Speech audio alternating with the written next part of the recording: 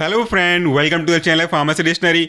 आप देख रहे हैं हमारा मेडिसिन रिव्यू एक्सक्लूसिव सीरीज। इस सीरीज में हम बात करते हैं कुछ इंपॉर्टेंट मेडिसिन के नाम, उसके एक्टिव कॉन्स्टिट्यूएंट और हर एक इंडिविजुअल एक्टिव कॉन्स्टिट्यूएंट के काम करने के तरीके के बारे में, जिससे हम ये समझ सकें कि ओवरऑल जो आपका प्रोडक्ट है, चाहे वो टैबलेट हो, कैप्सूल हो या कोई और डोजेज फॉर्म का हो, आखिर काम अपना कैसे पूरा कर सकता है।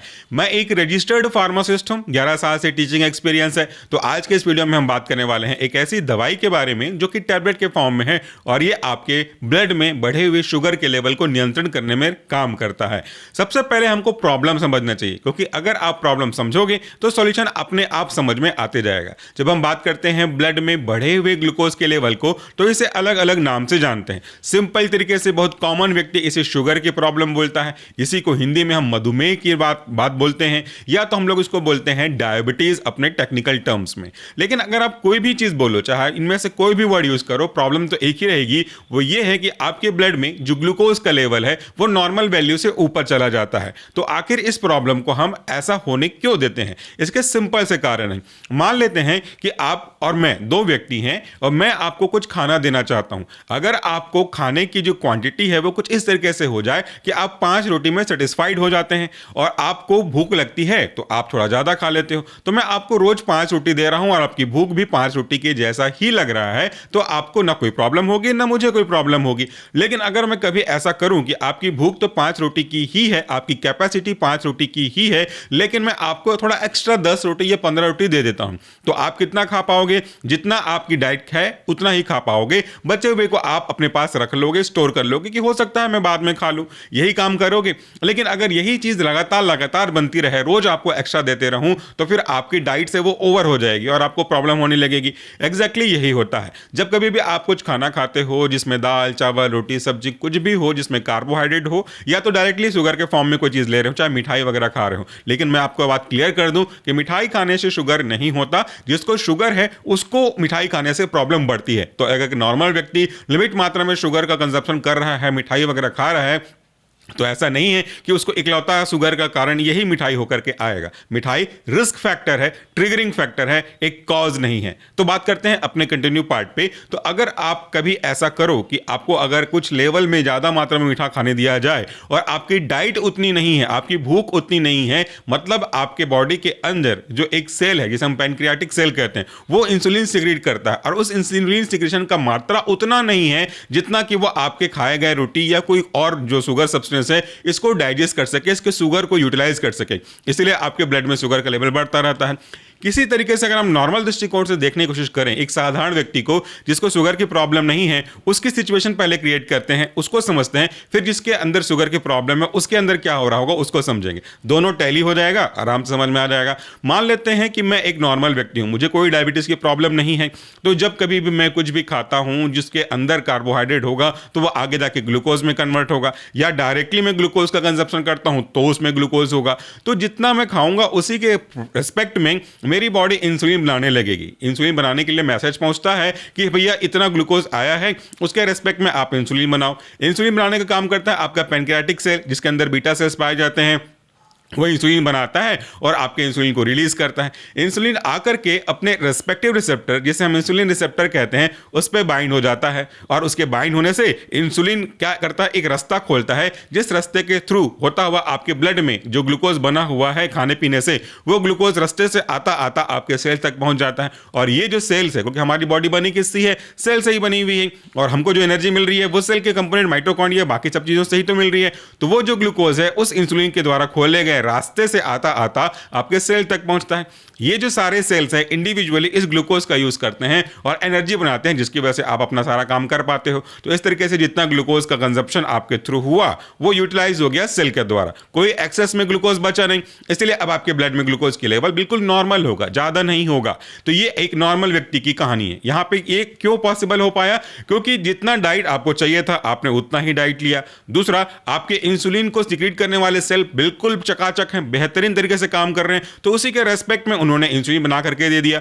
तीसरा क्या काम किया, आपके जो इंसुलिन के रिसेप्टर हैं उनमें कोई सेचुरेशन नहीं है, कोई प्रॉब्लम नहीं है, तो वो आराम से इंसुलिन को अपने अंदर बाइंड करने देते हैं और वो चैनल खोल देते हैं। चौथा काम क्या हुआ कि आपके इंसुलिन उस रास्ते से होता हुआ आपके सेल्स तक पहुंचते हैं और सेल बड़ी आसानी से उसको यूज कर लेते हैं, तो कोई बचता है नहीं। यानी कि पहले एग्जांपल में 4 रोटी चाहिए 4 रोटी दिया, 5 रोटी चाहिए 5 रोटी दिया, कोई एक्सेस नहीं, नॉर्मल मतलब हो गया, इक्वल टू इधर हो गया, गिवन टेकन बराबर हो गया, इनपुट आउटपुट बराबर हो गया, कोई प्रॉब्लम की बात नहीं हुई। लेकिन अगर मैं ऐसे व्यक्ति की तुलना करूं जिसको प्रॉब्लम है, डायबिटीज की प्रॉब्लम है, उसके साथ क्या हो रहा होगा, फिर से एज्यूम करिए कि मुझे डायबिटीज की प्रॉब्लम है, तो कई सारे फैक्टर काम कर रहे होंगे। हर एक फैक्टर पे तो डिटेल पे नहीं जा पाएंगे क्योंकि ये फार्माकोलॉजी का लेक्चर नहीं है। अगर आप चाहते हो लेक्चर देखना तो हमारे मेन चैनल सोल्यूशन फार्मेसी पे आप सर्च कर सकते हो, आपको पूरी जानकारी मिल जाएगी। तो क्या होता है डायबिटीज के केस में, अगर मैं डायबिटिक का पेशेंट हूं तो there are 2 possibilities of type diabetes. अलग अलग और भी टाइप है बट मेजर में बात कर रहा हूं। एक है टाइप 1 डायबिटीज मेलाइटस, दूसरा है टाइप 2 डायबिटीज मेलाइटस। टाइप 1 को हम लोग बोलते हैं दूसरे नाम से वह insulin dependent diabetes mellitus, type 2 को बोलते हैं non insulin dependent diabetes mellitus या इंसुलिन इंडिपेंडेंट डायबिटीज मेलाइटस। ज्यादातर दूसरे नाम ज्यादा चलते हैं, तो मैं बात करता हूं दोनों का मतलब क्या होता है। नाम से आपको समझ में आ गया। पहले वाले टाइप को बोलते हैं इंसुलिन डिपेंडेंट। डिपेंडेंट का मतलब क्या होता है, निर्भर होना।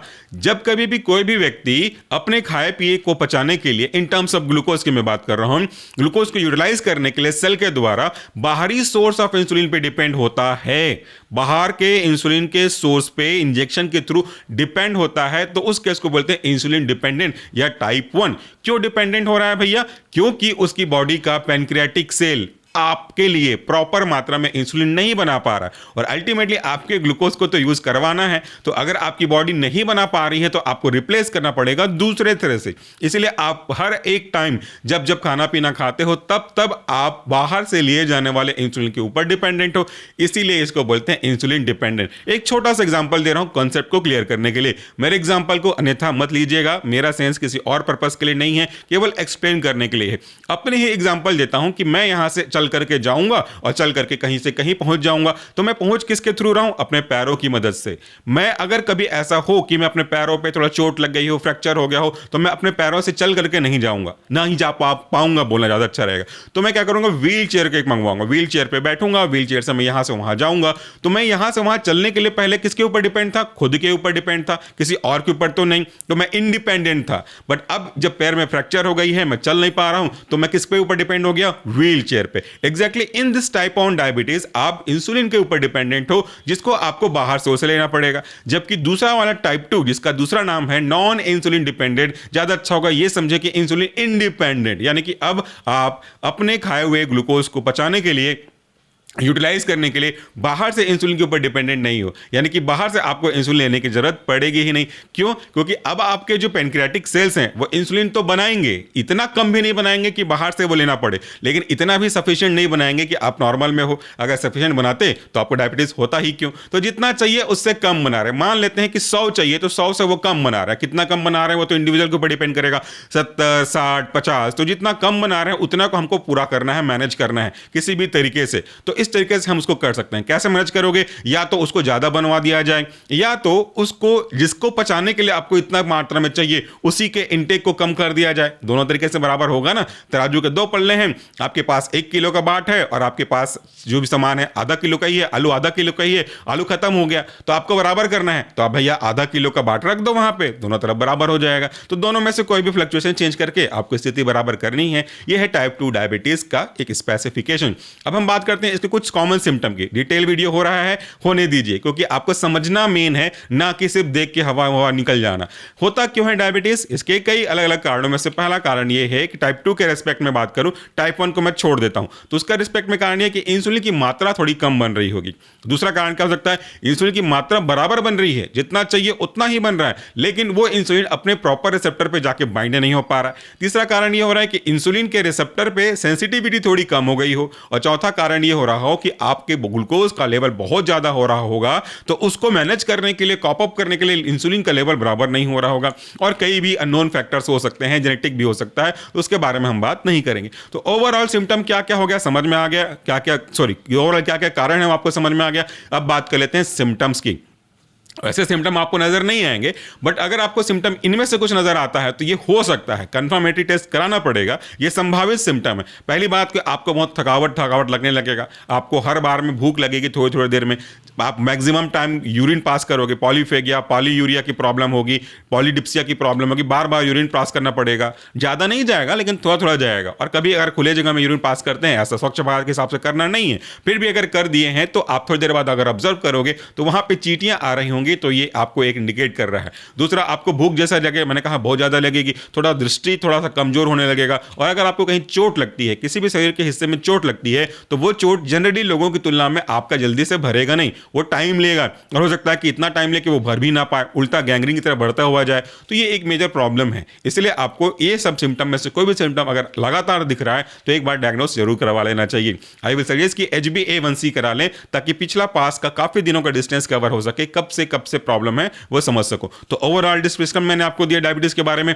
अब इस प्रॉब्लम को ठीक करने के कई तरीकों में से लाइफस्टाइल सबसे ऊपर रखा जाना चाहिए। लेकिन अगर लाइफस्टाइल प्रॉब्लम सॉल्व नहीं हो रही तो फिर ये दवाई दी जाएगी, जिसके लिए आप ये वीडियो पे ऊपर आए हो सर्च करते हुए। तो मैं बता दूं कि मेरे हाथ में कौन सा ड्रग है, कौन सा कॉन्स्टिट्यूएंट है। मेरे हाथ में एक मेडिसिन है टैबलेट के फॉर्म में। इसका जो ब्रांड नेम है वो है ग्लिमिस्टार PM1। ग्लिमिस्टार PM1 बनाया गया है मैनकाइंड फार्मा के द्वारा, यानी कि ये एक ऐसा ड्रग है जो उसके नाम से चलता है। अब इसके कॉन्स्टिट्यूएंट कौन से हैं? इसमें 3 कॉन्स्टिट्यूएंट हैं। पहला जो कॉन्स्टिट्यूएंट है आपका, वह आपका ग्लिमेप्राइड, दूसरा है आपका पायोग्लिटाजोन और तीसरा है आपका मेटफॉर्मिन। तो 3 ड्रग का कॉम्बिनेशन है। जैसा कि आप अपने इस स्क्रीन पे टैबलेट के साथ देख सकते हो कि कुछ टैबलेट आपको पिंकिश कलर में नजर आ रहे हैं और कुछ का हिस्सा आपको व्हाइट कलर में नजर आ रहा है। तो यहाँ पे है 3 ड्रग, लेकिन 2 ड्रग का कोई 2 का कलर एक जैसा ही है व्हाइट, और कोई एक ड्रग ऐसा है जिसका कलर पिंक है। इसलिए आपको multi colour multi layer drug दिखाई दे रहे हैं। 2 अलग अलग ड्रग का यहाँ पे लेयर प्रिपेयर किया गया है। इस तरीके से 3 ड्रग अपना अपना काम करते हैं। चलिए देखते हैं कि कौन कौन सा ड्रग का कंसंट्रेशन कितना है और तीनों ड्रग के इंडिविजुअल कंपोनेंट काम कैसे करते हैं। इसके 3 कंस्टिट्यूएंट में से पहला है आपका ग्लिमेप्राइड। ये है आपका 1 mg, इसी के नाम पे पड़ा आपका 1। उसके बाद आपका दूसरा जो कॉन्स्टिट्यूएंट है पायोग्लिटाजोन, इसका जो कंसंट्रेशन है 15 mg और मेटफॉर्मिन का कंसंट्रेशन है 500 mg। यहां पे जो ग्लिमिस्टार में PM है वो है आपका पायोग्लिटाजोन का रिप्रेजेंट करने वाला और M का मतलब है आपका मेटफॉर्मिन। ऐसा मैं अज्यूम करता हूं, दैट मे बी वेरिएबल, ऐसा हम सोच के चलते हैं जनरली। तो ये उसके ब्रांड नेम, उसके कॉन्स्टिट्यूएंट हो गए। अब हम बात करते हैं कि इंडिविजुअल कंपोनेंट कैसे आपकी मदद करता है। यहां पे 3 ड्रग को यूज किया गया है, इसका मतलब है कि कंडीशन थोड़ी सी ज्यादा ऊपर जा रही होगी। 3 तरीके से मैनेज करना पड़ेगा। अदरवाइज जनरली स्टार्टिंग फेज में मेटफॉर्मिन ही दिया जाता है, क्योंकि वो एक ऐसा ड्रग है जो हाइपोग्लाइसीमिया कॉज नहीं करता। अगर ये ड्रग ले रहे हैं या कोई भी ड्रग ले रहे हैं जिसमें अदर देन द मेटफॉर्मिन है, तो वो हाइपोग्लाइसीमिया यानी कि ब्लड में ग्लूकोज के लेवल को कम करने की सिचुएशन ला सकता है। ऐसे केस में अचानक से आपको फेंटिंग का एहसास होगा। तो अगर आप इस तरह के ड्रग ले रहे हैं तो घर में कोई एक मीठी चीज रखें ताकि इमरजेंसी में यूज कर सकें। मेटफॉर्मिन के साथ ये प्रॉब्लम नहीं होती। तो पहला ड्रग हमारा ग्लिमेप्राइड है। ये क्या करता है? ये इंसुलिन के सिक्रेशन को इनहैंस करता है। यानी कि जब कभी भी आप कोई भी ग्लूकोज कंटेनिंग सब्सटेंस लोगे, कार्बोहाइड्रेट कंटेनिंग सब्सटेंस लोगे, तो वो आपके उस खाए गए सब्सटेंस के अकॉर्डिंगली पैंक्रियाटिक सेल से इंसुलिन के सिक्रेशन को बढ़ाने का काम करता है। तो जब इंसुलिन बढ़ेगा तो डेफिनेटली वो ग्लूकोज के लिए रास्ता बनवा देगा via binding to the insulin receptor, और वो ग्लूकोज ट्रेवल करता हुआ आपके सेल तक पहुंचेगा और ब्लड से निकल करके आएगा। इतना बस याद रखिए कि जो भी खाया पिया ग्लूकोज है वो अल्टीमेटली ब्लड में जाता है, तो ब्लड में से वो ज्यादा होता जाएगा। लेकिन अगर ब्लड से मूव कर करके सेल तक पहुंचेंगे तो डेफिनेटली ब्लड से कम होगा ही होगा। मान के चलो कि एक बाल्टी है, बाल्टी में फुल पानी भरा हुआ है, बाल्टी रिप्रेजेंट कर रहा है आपके ब्लड को और पानी रिप्रेजेंट कर रहा है ब्लड में घुला हुआ ग्लूकोज। अब अगर आप चाहते हो कि उस बाल्टी में ज्यादा हो गया, मुझे कम करना है, तो भैया मग्गा मग्गा निकाल के यूज कर लीजिए। तो जैसे जैसे निकालते जाओगे वैसे वैसा कम होते जाएगा। तो मग्गे मग्गे मतलब, मग्गा मतलब जो पकड़ के रखा है पानी, वो इंसुलिन रिसेप्टर, पानी मतलब ग्लूकोज कंटेनिंग ब्लड, तो वो बाहर आएगा यानी कि आपके सेल में जाएगा, यूज करवाएगा, बाल्टी से कम होता जाएगा। यही कॉन्सेप्ट तो आपको लगाना है। उस तरीके से ये अपना काम करता है। दूसरा जो ड्रग है आपका पायोग्लिटाजोन, ये एक ऐसा ड्रग है जो स्पेसिफिक तरीके से काम करता है। वो आपके लीवर में, कई बार ऐसा होता है कि हम ज्यादा ग्लूकोज लेते हैं ना, तो ये ग्लूकोज ग्लाइकोजन के फॉर्म में हमारे लीवर में स्टोर हो जाता है, जो इमरजेंसी के केस में रिलीज हो जाता है और हमें मदद करता है, ताकत देता है। कई बार फास्टिंग में आप रहते हो 8 दिन 9 दिन 7 दिन, जितने दिन का उपवास रहते हो, तो बिना कुछ खाए पिए हम सर्वाइव कैसे करते हैं? क्योंकि ग्लूकोज जो है हमारे लीवर में ग्लाइकोजन के फॉर्म में कन्वर्ट है और वही ग्लाइकोजन टूट टूट के आपके ब्लड में आता है, ग्लूकोज ग्लूकोज के फॉर्म में, वो काम चलता रहता है। अब यहाँ पे अगर ऐसा हो कि ऑलरेडी ब्लड ग्लूकोज लेवल ज्यादा हो, ऊपर से ग्लूकोज टूट रहा हो, तो फिर लेवल ज्यादा हो जाएगा। तो ये सेकंड ड्रग है आपका पायोग्लिटाजोन, ये इसी लीवर से ग्लूकोज के बनने के प्रोसेस को कम करता है,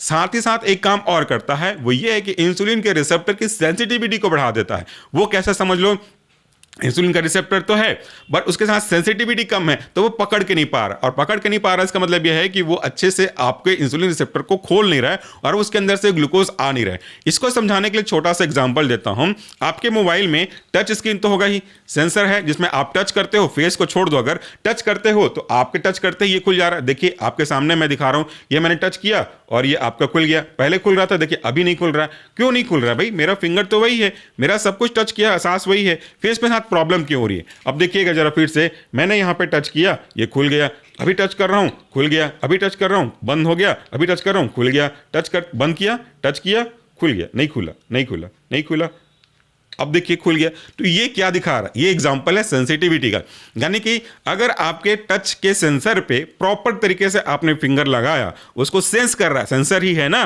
वैसे भी लाइट का सेंसर भी है, स्क्रीन का लाइट ब्राइटनेस का भी सेंसर है। तो जैसे ही आपने फिंगर को टच किया, वो सेंस किया और इमीडिएटली कितना जल्दी वो सेंस करेगा, उसी के रिस्पेक्ट में आपका मोबाइल का स्क्रीन जो है खुल जाएगा। लेकिन आपके हाथ में डर्ट है, धूल है, पसीना है या कुछ और है, तो आपको 2-3 बार करना पड़ेगा। इसकी मतलब यह है कि आपके sensitivity of the particular sensor सही से काम नहीं कर रहा है, वो टेम्परेरी है। और परमानेंट हो गया तो सेंसर तो काम ही नहीं कर रहा हो, तब परमानेंट में क्या करेंगे? चाहे आप अपने हाथ को कितना साफ सुथरा कर लो, वो सेंसर काम नहीं करेगा, आपको रिप्लेस करना पड़ेगा। ऐसे ही यहीं पे है। तो आपका जो दूसरा ड्रग है, आपका कौन सा था सेकंड वाला यहाँ पे, पायोग्लिटाजोन, ये या तो एक काम करेगा, महत्वपूर्ण दोनों काम करता है, लेकिन प्राइमरी ये करता है कि आपके लीवर से ग्लूकोज के बनने को रोक देता है, कम कर देता है, दूसरा सेंसिटिविटी को बढ़ा देता है। इस तरीके से ये ड्रग काम करता है। और तीसरा ड्रग जो कि काफी ज्यादा यूज होता है एंटी डायबिटीज के केस में, मेटफॉर्मिन। मेटफॉर्मिन भी 2 तरीके से काम करता है। पहला तरीका सिमिलर है आपके पहले ड्रग से, कि ये आपके लीवर से ग्लूकोज के बनने के प्रोसेस को थोड़ा सा कम कर देता है, और दूसरा काम ये करता है कि आपके इंटेस्टाइनल पार्ट से कार्बोहाइड्रेट के अब्जॉर्प्शन को कम कर देता है। ये क्या है और ये क्या लॉजिक है, ये जरा समझिएगा। इसे हम बोलते हैं ना रहेगा बांस ना बजेगी बांसुरी इज इक्वल टू मेटफॉर्मिन का मैकेनिज्म ऑफ एक्शन। कैसे? देखो, जब कभी भी आप कुछ खाओगे, कुछ का मतलब मेरा यहां पे कार्बोहाइड्रेट कंटेनिंग सब्सटेंस से है, तो कार्बोहाइड्रेट खाया हुआ हो, शुगर खाया हुआ हो, आपके पेट पे पहुंचेगा।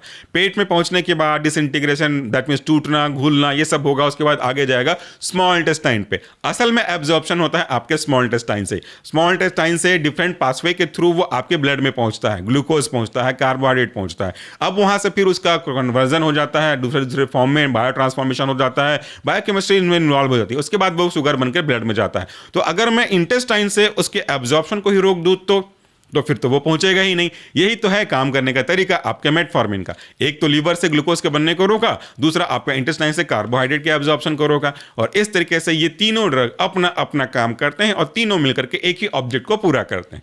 मान लेते हैं कि अगर आपको आपके घर के बाहर पड़े हुए 1000 ईंटों को, ब्रिक्स को घर के अंदर लाना है, और आपके पास 3 रास्ते हैं, और 3 रास्ते में से कोई एक रास्ता आपने किसी एक व्यक्ति को दिया, तो वह एक व्यक्ति धीरे धीरे धीरे लेकर के आएगा। लेकिन अगर आपको जल्दी है और आपके घर में 3 रास्ते हैं, तो आप 3 व्यक्तियों को बोलोगे, मदद मांगोगे उनसे या अपॉइंट करोगे कि तीनों अलग अलग रास्ते से लेकर के आइए। तो तीनों एक रास्ते से नहीं, अलग अलग रास्ते से ला रहे हैं, लेकिन ला कहां रहे हैं? ऑब्जेक्ट क्या है उनका? एक ही ऑब्जेक्ट है। रास्ता अलग है, ऑब्जेक्ट एक ही है कि आपके घर के अंदर ईंटों को लेके आना। यहां पे 3 ड्रग भी वैसे ही हैं। तीनों ड्रग का मैकेनिज्म ऑफ एक्शन थोड़ा बहुत अलग है, लेकिन उद्देश्य एक ही है कि ब्लड के ग्लूकोज के लेवल को मैनेज करा जाए। ये था आज का ड्रग और इसमें हमने बात किया। याद रखिएगा, ये ड्रग शेड्यूल कैटेगरी के ड्रग होते हैं, अपने मन से ना ले लें, क्योंकि ऐसे 50 ड्रग मार्केट में आएंगे, तीनों का कॉम्बिनेशन भी आएगा, कंसंट्रेशन अलग अलग हो जाएगा। तो वही बात हो जाएगी, आपको भूख लग रही है 5 की, मैं दे दूंगा 15 की, तो हो जाएगा गड़बड़। और आपको भूख लग रही है 15 की, मैं दे दिया आपको 5, तो हो जाएगा गड़बड़। ये सब चीज कैसे डिसाइड होगा? ये डिसाइड होगा भूख पता करके, और ये ड्रग का कंसंट्रेशन कैसे डिसाइड होगा? ब्लड में प्रेजेंट ग्लूकोज के लेवल को देख करके। आई होप कि आपको आज का हमारा लेक्चर समझ में आया होगा। Thank you so much for watching this video. नमस्कार, टेक केयर।